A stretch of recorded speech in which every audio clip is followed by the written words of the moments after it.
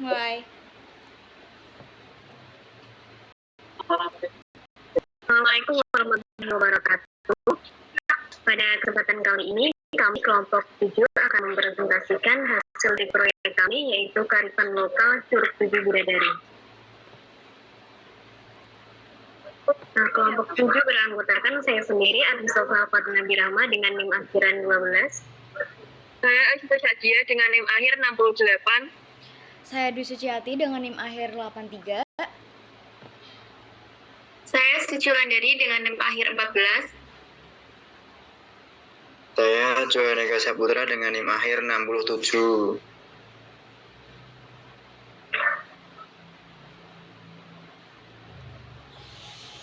Indonesia merupakan negara yang kaya akan kearifan lokalnya. Kearifan lokal mencerminkan suatu wujud kebijaksanaan ekologis yang ada di tengah-tengah kehidupan sosial. Sebagai bagian dari dinamika perilaku manusia, kearifan lokal tidak bersifat statis, melainkan terus berubah seiring berjalannya waktu, dipengaruhi oleh struktur sosial dan budaya yang ada di masyarakat. Kabupaten Semarang merupakan wilayah di Provinsi Jawa Tengah yang mempunyai berbagai macam adat istiadat dan budaya yang melekat erat serta masih terpelihara dalam kehidupan masyarakatnya. Penetapan tersebut merupakan program Kementerian Dalam Negeri terkait pelestarian wisata alam. Salah satu wisata alam yang ada di Kabupaten Semarang yaitu Curug 7 Bidadari. Kami melakukan observasi di curug tersebut.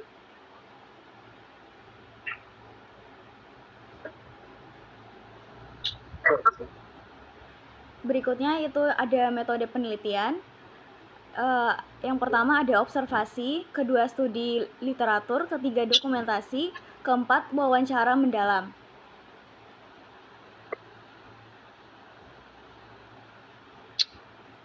Yang pertama ada asal-usul atau sejarah.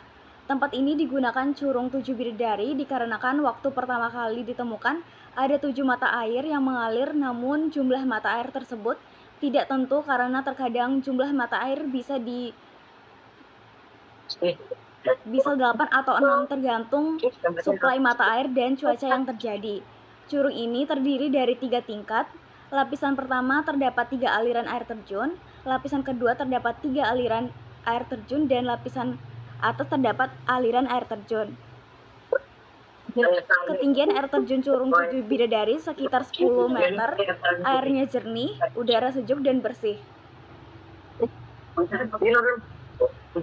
Legenda air terjun 7 Bidadari yang dikenal masyarakat desa Kesenang menceritakan kisah 7 bidadari yang mandi di air terjun ini.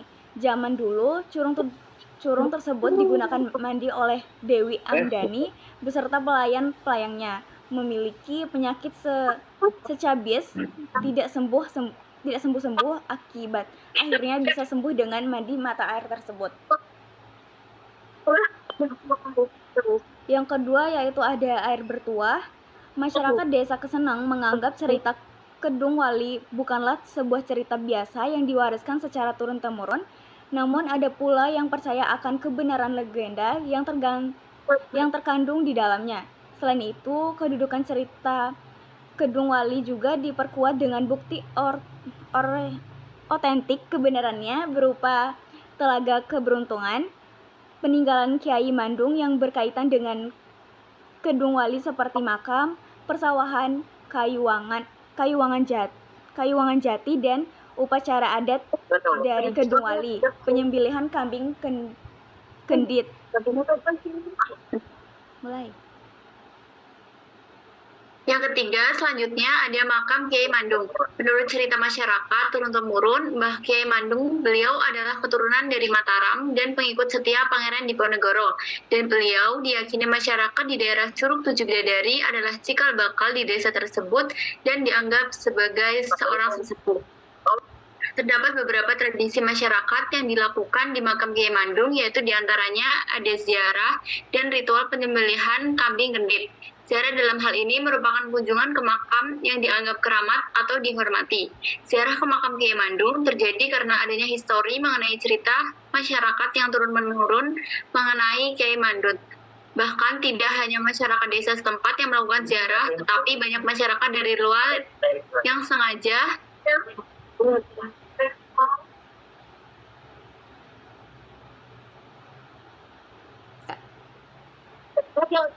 Pada tradisi penyembelihan kambing kendif juga terjadi karena cerita di dalam kondisi sosial masyarakat di desa Kesenang.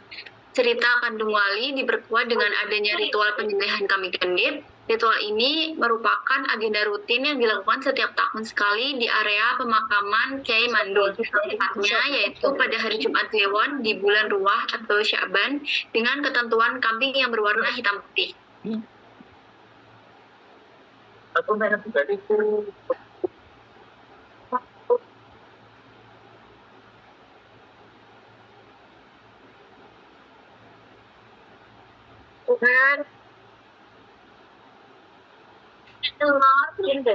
Yang keempat ada pemanfaatan sumur air bertuah.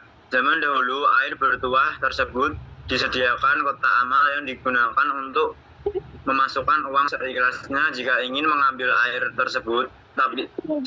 Jika ingin mengambil air tersebut. Tapi sekarang sudah tidak ada lagi kotak amal dan dibebaskan siapa saja untuk mengambil air tersebut. Yang ini tidak melanggar norma yang ada. Banyak orang ingin mengambil air bertuah karena air bertuah memiliki mitos yang dipercaya masyarakat bisa menghilangkan penyakit, mendekatkan jodoh, dan masih banyak lagi. Pemanfaatan lainnya bagi masyarakat yaitu hasil dana yang diperoleh dari wisata nantinya akan dibagi dua, yaitu 50% untuk pengelola dan 50% lagi untuk masyarakat desa. Pemanfaatan bagi lingkungan yaitu adanya penanaman pohon yang dilakukan masyarakat setiap tahunnya untuk menjaga keasrian dan pelestarian di lingkungan sekitar Syuro.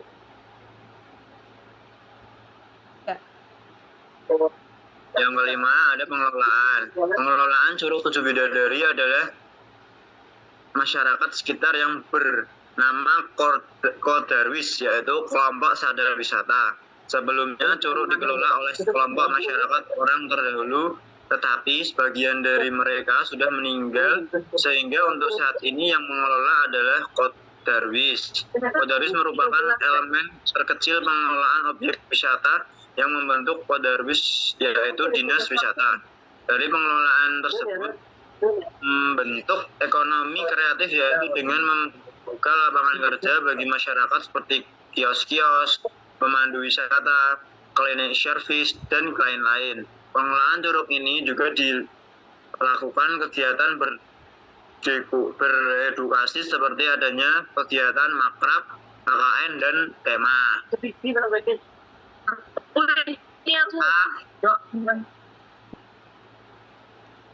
Kesimpulannya yaitu objek ini dinamakan Curug Tujuh Bidadari karena mempunyai 3 tingkatan dan 7 air terjun yang berbeda ukuran. Di Curug Tujuh Bidadari bukan hanya terdapat air terjun saja, tetapi terdapat makam Kiai Mandung dan terdapat air bertuah yang dipercaya oleh masyarakat sekitar untuk menyembuhkan penyakit, memperlancar doa, mempercantik wajah, dan sebagainya. Dengan adanya kearifan lokal, masyarakat dapat membantu dalam melakukan konservasi dan pelestarian sumber daya alam dengan berlandaskan nilai dan tradisi yang dipegang oleh masyarakat. Sekian dari kelompok 7, kurang lebihnya mohon maaf.